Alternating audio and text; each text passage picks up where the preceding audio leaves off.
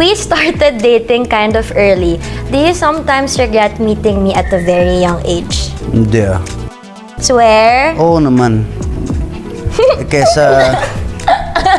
Hindi, totoo yun ah. Kasi syempre, I mean, wala namang hinahanap na oras ang pagmamahalin, di ba? Pagka para sa'yo, kahit maaga man o late, nagkataon na tayo maaga. So, walang problema. At least maagang naibigay sa akin. Tsaka, at least maaga mo rin ako na-guide kahit minsan ang kulit mo na.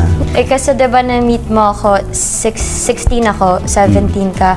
So wala kang parang days na sinabi na parang aminin natin, dama mo namang na-miss because ang aga mo nagkaroon ng girlfriend. Also with me na hindi ka naka-date with other girls, hindi ka naka-party. Minsan, may date mo nga, pero pagdating ng panahon, tulala ka na, di ba? Mag-isa ka na, puro ka na lang date, di ba?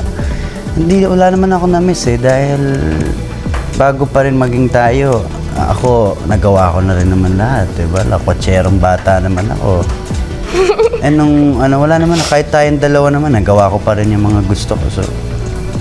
Wala. Ikaw? No. Actually, ako yung nag-prepare ng questions, kaya ito yung gusto ko tanungin sa'yo. Baka mamaya sabihin mo sa'kin, aga kasi tayo naging yan, dami ko di nagawa sa life ko or something. Huh? Yeah, sometimes I think of that. Well, tignan mo lahat ng ginawa natin noon. Yun, punasan na rin tayo ngayon. Diba? Yan ang importante, hindi ako nakaparty dahil tayo. Ano yun? Isang araw na kasiyahan lang yun. Saka nakaparty naman tayo, no? Who's with me right now, mga Mars? Reminiscing the happy moments of Katniel. Of course, you miss them. And let's read the comments regarding sa interview na ito ni Catherine Bernardo kay Daniel Padilla. You can really see that Catherine is very comfortable to be herself when she is with Daniel. The way she's still shy giggling when she's with him, even after 8 years, just show how lovely they are as couple. Say naman ng isang netizens. I like how DJ answered when Kat asked him what would the gender of their future kids. He prefers and he said kahit anong uri ng pagkatao meron siya, okay lang. I can sense that DJ will be a good father to his kids. Well mga Mars, na-miss nyo ba ang Katniel?